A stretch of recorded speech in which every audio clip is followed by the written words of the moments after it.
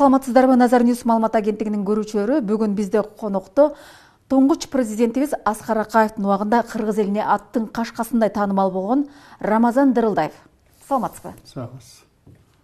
Рамазан агай, биринчи ушул кыргыз элине кайрадан өзүңүз тучкай тааныштырып кетсеңиз. Мен өзүм 66-жылдан 94-жылга чейин МВДнын системасында иштедим. Новосибирскеден окуп бүтүп, анан Феликс Кулов менен бирге баштап, анан бирге окууга барганбыз Омскага. Анан ал бир бал өйдө алып өтүп кетти. Анан мен Новосибирскке котолуп, ошол жактан бүтүп келдим окууну. Ошондон баштап ошо кыргыз МВД системасында иштеп, анан эң акыркы кызматым ушу Горбачевдун убагында 2-съездде ушул бүт республикаларга межрегиональное управление по борьбе с организованной преступностью, коррупция деген управление ачылган. Ошондо мен өзүм Москвага барып ушул управлениени өзүм ачкам. Анан ал управление Кыргызстанда бир топ иш кылганына байланыштуу. Анан Аскар Акаев ошону 92-жылы ликвидировать кылган. Биринчиден болуп, себеби ошол Кыргызстанда коррупция деген бир топ коррупциянын бетин ачып, ошол кезекте бир топ иш жасаганыбыз үчүн. Ошол анан 92-жылы мен депутат болуп калдым. Ошол кезекте еще мындай бузул элек кезекте еще бир жыл Первомайский районунан 16 кандидат атты алышып, ошонун ичинен мен ошол жерден утуп чыгып, анан депутат жогорку кеңеште ошо легендарный парламентте депутат болуп калдым. Анан менин айыман ошо мен келгенден кийин ошол бир эле жыл депутат болдум да, бир эле жыл. Себеби 92-жылы келдим, 93-жылы жанагы алтын комиссия деген болгон ошол кезекте. Ошо менин сунушум менен түзүлгөн алтын комиссия. Ошол алтын комиссия Аскар Акаевдин 2 тонна алтынды мыйзамсыз контрабандык жол менен Швейцарияга алып барып, ошол жактан тиги афинаж кылдырып, анан банкка салдырып койгон. Мына ошонун тиги акчасы ошолорго түшүп аткан. Мен ошонун баарын бетин ачкан кишилердин биримин. Негизинен мен ачтым да. Анан ошондо анан кийин мына кумтөрдү дагы ошондо карап, биз кумтөрдү тиги маселесин өткөзбөш керек деген маселе көтөрүп атканбыз. Анан ошону болтурбаш үчүн, ошол сессияны болтурбаш үчүн Аскар Акаев 94-жылы апрель айында ошо сессияны болтурбай жогорку кеңешти тараткан. Мисалы түштүктөгү депутаттар бир самолетке отуруп учалыкты өзүн жаткан учурбай койгон, бияка келтирбей. Мына ошондой ар түрлүү каршылык көргөзүп, ошо менен анын жогорку кеңеш тарабга мажбур болгон. Мына ошо жалаң кумтөрдүн айынан ошондой. Эгер ошол сессия болуп калганда, анда кумтөр өтпөй калмак, кумтөр маселеси. Бүгүнкү мына ошондон бери канча 20 жылдан ашты, ошол кумтөр маселеси айтылып келатат, бирок эч кандай жыйынтык болгон жок. Себеби ар бир келген бийлик өзүнүн жеке кызыкчылыгын ойлоп, кумтөр ошолорду сатып алып, ошондой иш кылып, мына пайдасын Кыргызстан көргөн деле жок ошол кумтөрдүн. Ошолду биз биринчи ушу маселеди биринчиден көтөргөн болчубуз. Анан ошентип биздин айыбыздан ошентип анан ошол кезекте жогорку кеңешти таратты Акаев. Ошону менен мен бир жыл депутат болгон. Анан баягы жумушсуз калдык да. Анан ойлонуп көрсөм, мага көп суруш түшө баштады. Кээ бир уюмдардан тиги. Анан ошонун негизинде жанагы Кыргызский комитет по правам человека дегенди түзүп, анан аерде дагы ошол правозащитный ишин дүйнөлүк деңгээлге жеткиздик. Мисалы, ошо биринчиден мына дүйнөлүк коомчулук правозащитный уюмдар бизди мүчө кылып кабыл алды. Көп жерге, мисалы, көп уюмдар ошолдо мүчө болуп жүрүп, ошондо биринчилердин көп маселени ошондо Кыргызстандагы адамдын укугун акыбалын, ошонун баарын ким бузуп аткан, Аскар Акаев бузуп атканын ошонун баарын дүйнөлүк коомчулукка жеткизип, ошондо дүйнөлүк коомчулукта Аскар Акаевди ойлоп жүрүштүр, бул демократ деп. Ошондо биз биринчи көргөзүп дүйнөлүк коомчулукка бул кишинин ким экенин, өзүнүн кызыкчылыгы үчүн иштеп атканын, жана андай коррупцияга малынып атканын бүт баарын ошондо ачын айкан ачып, ошондон кийин анан Кыргызстанда мына адамдын укугу бузулуп атканда ошол кезекте көп мына билесиңер, Топчубек Тургуналиев биринчилерди жертип алардын бири Аскар Акаевдин ошол кезекте усуп Топчубек менен бирге отурган түрмөдө. Андан кийин Замира Сыдыкова, анан кийин Бекен Назаралиев, ошолордун баарын дүйнөлүк деңгээлде биз жеткизип аттык. Андан башка бир дагы бир эмгегибиз мына уйгурлардын маселеси Кытайда аябай оор болуп аткан. Ошого Кытай ассимиляция кылып уйгурларды жок кылса акыткан. Ошону биз биринчи дүйнөлүк коомчулукка алып чыгып, анан мына акыры ошентип жүрүп отуруп, мына кече жакында Трамп кетерде бир күн калганда уйгурлар менен ошонун ичинде кыргыздар, казактар, башка улуттар геноцид деп атайын кабыл алынды. Бул эми геноцид болуп калды уйгурлар, ошентип дүйнөлүккө. Себеби уйгур бизге биринчиден жакын эл, динибиз бир, тилибиз бир дегенде, экинчиден уйгурду мен көтөргөн маселем себеби уйгур буфер өзүнчө. Себеби Кытайдын биякта турган Кытай Кыргызды жок кылып коюш оңой. Ошон үчүн ошол маселени эске алып мен ушул маселени көтөрүп келаткам да. Рамазан агай, бул жерде ошо кумтур маселеси боюнча билесиз да, азыркы президент Садыр Жапаров да ошол кумтур маселеси боюнча камакка тыгылган. Деңиз эле ошол Аскар Акаевич ошол кумтурдун жашыруун түзүлгөн келишимдерге чоң себепкерби? Ооба, Аскар Акаев, именно Акаев ошонун баарын. Мына Акаевдин убагында болду. Мына 26%ке чейин ошо Акаевдин убагы түштү да. Биз маселени которуп, ошол кезекте Жумагалов, андан кийин Чыңгыш ушул маселени көтөрүп, биз ушулар менен чабышып атканда 67% болчу. Мына ошону Акаев именно түшүрүп өтүп, мына 26%ка түшүрүп калганда. Анын разницасы кимде? Ошолордон сураш керек. Акаевди алып келип соттош керек бияктан. А эмнегедир биздин тиги келген президенттер унчукпайт. Ошону талап кылыш керек болчу Россиядан. Ошолордон алганга аракет кылыш керек болчу. Бул жерде соттогонго аракет кылыш керек болчу. Анын баарын эч ким жазаган жок да. Эч ким жазаган жок. Эч ким талап кылган жок. Мына ушундай болот баягы. Рамазан агай, акыркы учурда ушул Аскар Акаевдин убагында дейли, кайсы учурда дейли, ушул эл өкүлдөрүнүн, атка минерлердин аброю кыргыз элинин арасында өтө эле түшүп кетти да. Ошол сиздердин убагындагы эл өкүлдөрүнүн, депутаттарынын дейли, азыркы атка минерлердин айырмасы кандай болгон? Эми 93-жылы биздин ошол тиги легендарный парламент деген биринчи конституцияны кабыл алды. Азыр ошол конституцияда азыр кийин өтө турган бир конституция кабыл алган жок. Канча жыл 7-8 жолу же 10дон ашык жолу которулду конституция. Ар бир келген бийлик өзүнө ыкыктап жазып атат. Мына 94-жылы өзүнө ыкыктап эки парламент түзүп, жогорку төмөнкү түзүп, Акаев өзүнө ыкыктап алды.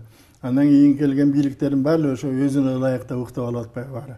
Мына ошон үчүн элдин мүдөөсү үчүн конституция жазылган жок да. Андан кийин элдин кызыкчылыгы үчүн, Кыргыздын кызыкчылыгы үчүн жазылган жок да. Жалаң эле ошол келип аткан бийликтин, ошолордун мүдөөсүн, ошолордун ыңгайлуу, ошолорго ыңгайлуу башкарганга, ошолордун калп эле биз эл үчүн деп коюп, бирок фактически бүт баары ошо өзү үчүн иштеп атышты. Андан кийинки келген бийликтердин баары эле. Мына ошон үчүн жанагындай аброй түшүп аткан ошодо. Себеби парламентке өзүнө ыңгайлуу кишини алып келип атышты, депутаттарды. Ошолордун үйүнүн сүйлөй тургандарды алып келип атты. Анын астында бирин эки мисалы келип атты, баягы жергиликтүү эл туура колдогон, мисалы жана Бекназаров, Дооронбек Садырбаев, ошол кезекте жана Сатыбалды Жээнбеков, ушундайлар бирин экин келип атты. Бирок алар ашчылык кылып элдин мүдөөсүн аткара албай атты алар. Ошол убакта мына ошол бийлик өзүнө ыңгайлуу кишилерди алып келип атты да бийликке. Ошолорго жардам берип, ошолорду эл туура шайласа да аны фальсификация кылып, өздөрүнө ыңгайлуу оңдотуп, анан алып келип атышты көбүнчө депутаттарды. Мына ошон үчүн түшүп атат. Себеби эл үчүн иштебесе, мамлекет үчүн иштебесе, мамлекет өспөсө, элдер байлыгы тиги байлык эмес, турмушу төмөндөп атса, анан каяктан тиги бийликтин тиги жанагындай эл жакшы көрмөк эле. Ошон үчүн жана абырой түшүп аткан ошондон да. Рамазан агай, ошол Аскар Акаевдин убагында деле ушундай азыркыдагыдай эле эки жүздүү кошоматчы саясатчылар болгонбу? Ошол менмин деген Сатыбалды Жээнбеков, Бекмамат Осмоновдун баштарын ошол жуткан эмеспи докеңиздей? Эми алар мындай да элди көпчүлүгүн жанагындай сатып алып атты да. Анан кыргыз өзү мындай момун эл экен, момун. Бир жолу бир аэропортто бир нарындык бир атын унутуп атам, Алиев болсо керек эле, киши жолугуп калды, депутат болчу анда. Анан Бишкекке келип атабыз. Анан сүйлөшүп калсак, тиги ошол айтып атат. Ошол анан Накен Касиев менен бирге Ат Баш районунан ошол жерден чыгышыптыр депутат болуп. Анан барышат да жанагы тиги бийлик тараптагылар. Барып, мисалы бир үй бүлөдө 16 бала чакасы бар экен. Ошо 16 бала чака добуш берет да. Анан тиги мурун барып бирөө ар бирөөөнө 1000 сомдон берип койдур. Ошо 16 000 сом берип койду да. Анан кийинкиси барып сурап атпайбы, тиги эптеп жарым болсо да бизге бер деп. А тиги кантип берем дейт, уялат экен да, 16 000 тияктан алып койдум. Анан кантип берем деп айтат экен да. Жок, эми ушинтип атып, эми болуптур эми анда деп, кыргыз момун эми сен ушу келип калыптырсың, эми болуптур, эми бөлүп туруп анан жарым тиги айтып койгонго берейин, жарым сага бердирейин деп айтат дейт. Мына ошондой болуп атпайбы көпчүлүк убагында жанагындай уятынан акчалысын алып койгондон кийин ошого берип атты. Экинчи жактан бийлик жанагынтип кыйнап бердирип атты. Мына ошондой менен эл акырында анан бузулду. Анан акчага көндү. Анан акчасы добуш бербей калды. Мына ошондойго чейин барды азыр. Ошон үчүн мына эмчи революция болуп атат. Бизде уже 3-чү революция болуп кетти. Себеби ошо мына келаткан жаштар ошого ыраазы болбой, ошого кыжыры келип, мына ошондон анан жана революция чыкты да. Биринчи жанагы революция эмнеден башталды? Жанагы аксылык элди Акаевдин аттырганынан башталды. Ошого аксын эли катуу күрөштү.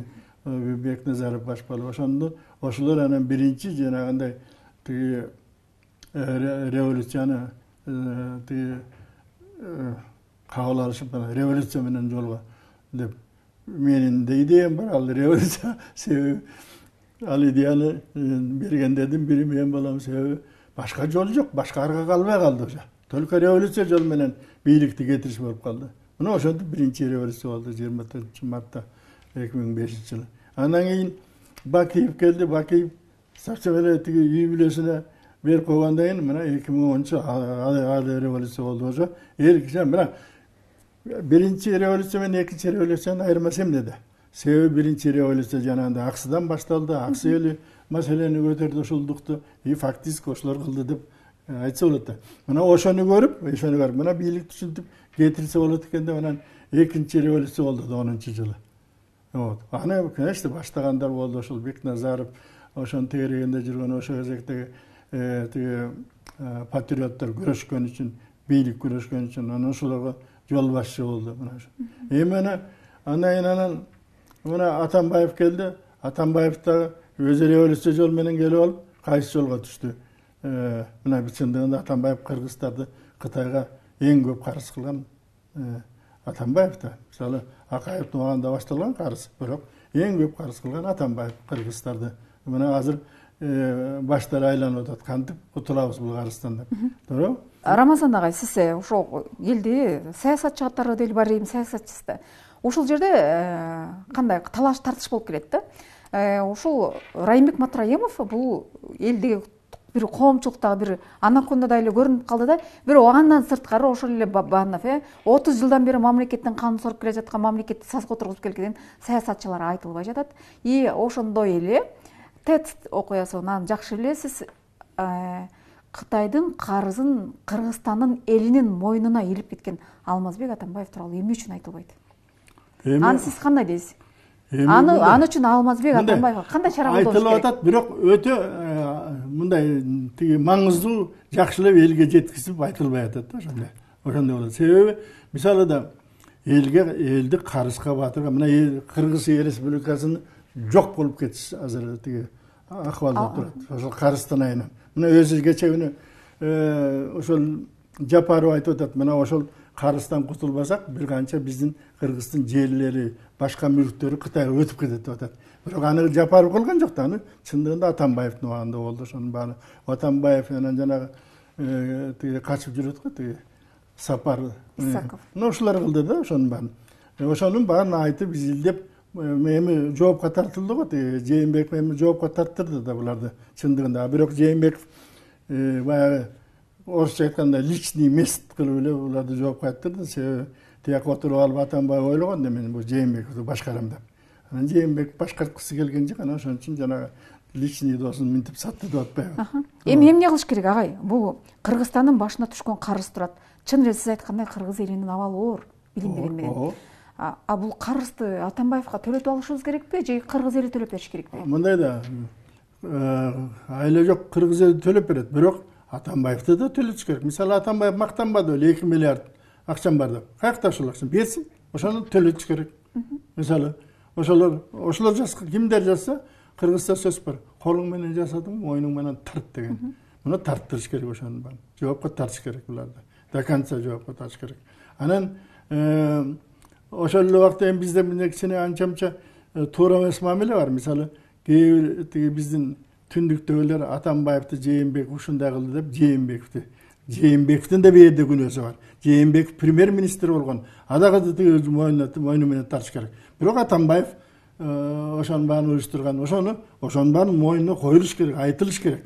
Барып Атамбаев карызды Атамбаев алып келген да, Жээнбеков эмес. Карызды эми Атамбаев сүйлөшкөн, бирок Жээнбековду айтпай жүрүшөт. Жээнбеков как премьер-министр мененесин отставить кылыш керек. Ал Кыргыз элинин интересин көрүш керек да. Ал Атамбаевдын айтканын жасабаш керек да. Ал Кыргыз элинин ырыскысы, байлыгын, жерин ошонун баары бүгүн Кытайлар алып койгон жатпайбы? Ошон үчүн жоопко тартыш керек. Даже уну чыкпай турган үчүн жоопко тартыш керек. Жээнбеков. Бирок Атамбаев жанагында ошондон баарын жоопко тартылыш керек акырын. Ошону айтылыш керек. Ал жана мен ачык эле айтып коеюн, жанагы Батукаев менен соттоп атпайбы? Ал туура эмес. Мен айтып коеюн. Мына Атамбаевди ошон үчүн жоопко тартыш керек. Мына Кытайдын астында Кыргыз элин момунтип жок кылганга чейин тиги маселе турат азында. Батукаев ал чыпыкан өнү. Батукаев канаш күнөөлүү жанагы тиги Тынчтыкбекти өлтүрүп койгон үчүн. Анын үчүн жоопко тартылсын. Ал эми жана кээ бир саясатчылар үйдө төмөн айтып атат, анын баары туура эмес. Мен де эсептейм. Рамазан агай, сиз көрүп атасыз, ошо Кыргызстанда сиз айткан жакында эле айтып кеттиңиз, Кыргызстанда чыгарда болуп кетти деп. Негизи эле Кыргыз элинин ушундай бир рамкадан чыгып кетишине, ошол биздин бийликтин рамкадан чыгып кетишине ким күнөөлүү? Атамбаев аппакмын дейт, Такаев аппакмын дейт, кээби мен туура эмес кылганмын дейт. Сооронбай Жээнбеков көрдүңүз 3 жыл бир багытта кетти. Анан коомчулукта акыркы учурда бир көрүнүш пайда болду. Бул намаз окуйт экен, бул эч нерсе экен, бул аппак деп топ-топко бөлүнө баштады. Биз ушундай кырдаалдан чыгып кете алабызбы же ушул боюнча артка кайттык коелу? Ушунун баары бүгүн чындыгында садырдан сөз кылат. Киши канчалык туура кетсе, ошондой болот. Мисалы, мен эсептейм да, садыр канчалык таза болсо, туура иш жүргүзсө, эми жаңылыш болбой койбойт. Анча жаңылыштыктыр кетип атат азыр күндүр-түндүр жаңылыштык. Бирок садыр канчалык таза болсо, биринчи киши биз кичинекей өлкөбүз баары көтөт. Садыр канчалык таза болсо, ошончолук баары тең таза болгонго аракет кылат. Эгер жанагындай тиги бирөөнү жеген ичкени билинип калса, мен жей берем деп атпайбы, МВДга же КГБ ошолор текшерип берсин деп. Ошондой кылып иш кылса, бул таза жүрсө, анда өзүнүн өзү таза болот. Мына азыр чыкырда болуп атат, чындыгында эле чыкырда көрүнгөнү топ-топ болуп, көрүнгөн ишти жасап атат. Мисалы, тияка барып бирди жазат, Фейсбукта барып бирди жаздырат, дагы бир сайтка кирип дагы бирди жаздырат. Ар бирөөнүн азыр сайттары ошентип, азыр мындай бир нукка келиш керек, ошон үчүн бир нукка. Кыргыздардын бүгүн эмеси көтөрүлүш керек, духу көтөрүлүш керек. Кыргыз ошого ким көмөктөр болуш керек? бүгүнкү Жапаров көмөктөш болуш керек. Духун көтөргөнгө эң өзү. Ошондо кыргыз канчалык духу көтөрүлсө, ошончолук кыргыз жанагындай бирдиктүү болот. Өзүнүн мамлекеттүүлүгүн, өзүнүн элдин жерин мындай сатпаган эл болот. Азыр жанагындай саясатчы мисалы жер үйдү мисалы Кумтөрдөн да жамандап атпайбы. Мисалы тиги бир дагы үрүшү жок дейт. Мына бир жана балдар күрөшүп жүрөт. Мен ошолордон дайыма маалымат алайм, окуйм. Ошо жок да. Муну ким кылды, уюштурду ушуну бар? Бабанов уюштурду. Эмче Бабанов жоопко тартылбайт? Муну Жээнбеков жоопко тартам делди, кана тартканы? Тартылган жок. Жоопко тартылыш керек жер үй үчүн. Жер үй Кыргызстанга кызмат кылыш керек. Керек болсо орустар менен катуу маселе коюш керек бул маселе. Тиги Путин болсо өзүнүн жакын бир Бажаев дегенди эшитип келген ошо былтыр Жээнбектин убагында визитти. Ошол Путиндин сөзүн угуп эч кандай эчтеке кылган жок. Ал Кыргызстандын жери да ал жер үй. Кыргыз элинин тиги үлүшү, Кыргыз элинин тиги мүлкү. Эмче ал тиги Путин айтты деп эле ошондой иш кылыш керек. Токтотуш керек андайларды. Орустарга барып эле жагынып, анан иштерди буза бергенде. Ошондой кылып атпайбы? Эмне десе эле былтыр жанагы тиги дагы жолу айтып коеюн, өткөндө да айттым, тиги Бекназаров жанагы конституциядан тиги официальный тилди алып тастады. Бүт кыргыздарды жаман көрдү. Ал туура эмес да. Ошонун баары туура эмес саясаттын өзү. Мына Орусияда 1 миллион кыргыз мигрантыбыз бар. Бирок алардын укугун коргоон бийлик жок. Бир дагы бийлик бир отчет жазып койгон жок. Баланча кыргыз өлдү, баланча кыргыз туура эмес жандай жертва болду, баланча кыргыз андай отчет жок. Жөн эле тиги кошомат кылмай. Ошондой бийликке шарт түзүш керек ошондой. Мисалы, эмне үчүн тиги аракет кылбайт ошол Европа менен же баягы тиги Америка менен безвизовый кылганга. Алар макул болот эгер биз жана демократиялык жол менен баратканыбызды көрсөтсөк, билсе. Мына болгону 3 миллион кыргыз бар, 6 миллион ичинде. Ошолорго безвиза берип койсолар үчүн чыпыга жөнлүү жумушта. Аяка барса туура тиги билим алат, туура мына мен канча мен атайын учеттап жүрөм. Канча кыргыздын тиги мыктылары ошол чет мамлекет бар билим алып, эң жогорку деңгээлдерге жетип атышат. Мына ошондой, значит Кыргызда жөн эмес да, Кыргызда бар да ошондой таланттуу балдар. Ошондой элди көтөрүп жогорку деңгээлге жеткизе турган. Мен миңдеген бала, мен жана клуб деген сайт бар го, анан ошолорго аябай ыраазымын. Ошолор дайыма жазат ошо тиги тышта жүргөн кыргыздардын тагдырын, кандай кылып жетишкендиктери бар, кандай билим алгандары бар. Ошондой да. Мисалы, Шанхайда жыл сайын рейтинг чыгат. 500 дүйнөлүк 500 вуздун. 500 вуздун.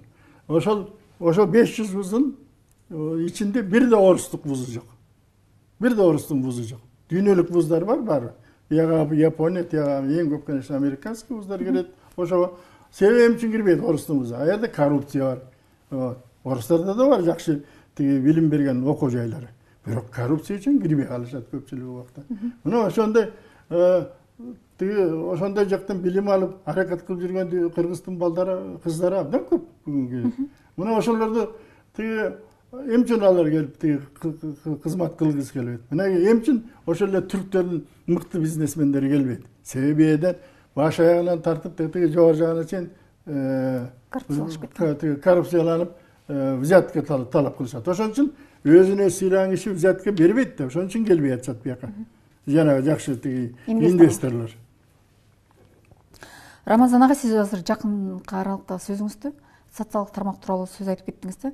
Акыркы учурларда социалдык тармактарда бөлүнүп жарылуу, такталбаган маалыматтар таратуу же болбосо ошол жактагы кандайдыр бир кыргыздарды пикири келишпестиктерге алып келген ызычуулар көп болуп атат. Анан албетте бул социалдык тармактардагы жазылган маалыматтарга бийлик дагы көңүл буруп атат да. Негизи эле сиздин мурдагы атка минер катары деп айтып коелук. Ошол бийликтин социалдык тармактарга көңүл бурганы туурабы же туура эмеспи? Эми, конечно, анализ болуш керек мындай. Анализ. Бирок биздики жанагы президентти минтип койдуң деп жоопко тартып атпайбы кээ бирлери. Ошол туура эмес. Президентти сен мазактап койдуң тигүү деп. Мен бир мисал айтайын. Клинтон президент болуп турганда. Bir Amerika'ya barıp kalsam televizordan berip atат. Bir koydu süйлötüp koyat. Anın Clinton salıştırıp atат da koygo salıştırıp atат. Anın için al saytты же телевидениені жоопко тарткан жок Америкада. Же болбосо Европада да ошондой окуялар. А бизде жанагынтип мазактап койдуң деп кээде мына Атамбаевдин убагында өзгөчө көп болду. Жоопко тартып атпады. Ал туура эмес. Ал өзүнүн оюн айтып атат. Ошо өзүнүн билген жумушу. Ошону көтөрө билиш керек. Ошону оңдош керек. Мамлекет башчылары, мамлекет жетекчилери антип тиги күрөшүп жоопко тартат. Ошондой иштер көп да. Ошонун баарын азыр карап чыгыш керек. Ошолор туура эмес соттолгон кишилер. Кыргызстанга кандай президент керек саясат кылып? Мен эми единственный бүгүн тиги кандай президент келди да. Президент шайланды 6 жыл. Единственный кааларым ошол президент таза болсун. Анан кыргыздын духун көтөрсүн, колунан келишинче аракет кылсын. Вот, мына ушуну каалайм да, ошондой президент керек деп ойлойм. Мүмкүн Садыр Жапаровго ошондой үмүт чоң. Эгер ошону алып кете алса, эгер керек болсо, колунан келген көмөктү да жасайлык, бирок ошондой жол менен Кыргыздын духун көтөрбөсө, Кыргыз мындан да төмөндөп кетиши мүмкүн. Ошон үчүн Кыргыз Республикасынын президенти Садыр Нуркожоевич кандай кадамдарга барышы керек? Эми Садыр Нуркожоевич кээ бир кадамдарды жасап атат чындыгында. Кээ бир кадамдарды жасап атат, бирок эми андай улам ошону кандай кабыл алат, ошонун баарын көрүп туруп, анан следующий шаг кылып, сразу бир күндө баарын жасап бер деп айта албайт да, туура. Ошондой улам жасаган өзүнүн кадамы, мына ошондой кадамдардан болуш керек да, Садыр. Эми бул киши ошондой болгонго толук шарт бар. Толук шарт бар. Биринчиден өзү түрмөгө отурду, көрдү коомдун ар түрлүү кыйынчылыктарын. Ошол анан эми ошонун баарын көрүп туруп, ошону эске алып, анан өзүнүн деңгээлине жереше канышына аракет кылат, анан колдон келсе жардамды берелик, ошондой жолдорун айталык, мисалы, анан өзү тандап алат, кайсырысы. Эгер чыны менен Кыргыздын динин, духун көтөрүп, Кыргызды патриот кылып бир алдыга чыгарам десе. Рамазан агай, көрсөтүүнүн соңунда Назар Ньюс маалымат агенттигинин өзүнүн салты бар. Каалаган кишиңизге каалаган сөзүңүздү айтып алсаңыз болот. Сизге эркин микрофон. Любой кишиге. Каалаган кишиңизге. Кимге чак? Аны ойлоп турум эми. Эми эдистилин айтайын. Эдистилин айтайын ошо Садыр Нуркожоевичке ийгилик каалайбыз. Эгер чын дили менен айткандарын баары туура болсо, ошону ишке ашырсын. Анан эгер ашыра албаса, эгер ошондой тиги көмөк керек болсо, биз жардам бергенге аракет кылабыз. Убактыңызды аябай биздин эфирге келип бергениңиз үчүн чоң рахмат. Ишиңизге ийгилик. Урматтуу Назар Ньюс маалымат агенттигинин көрүүчүлөрү, биз менен бүгүн мурдагы элчи, саясатчы, укук коргоочу Рамазан Дырылдаев болду. Прежде МВДшникте. Кайрадан эфирден көрүшкөнчө саламатта калыңыздар. Биз менен бирге болуңуздар.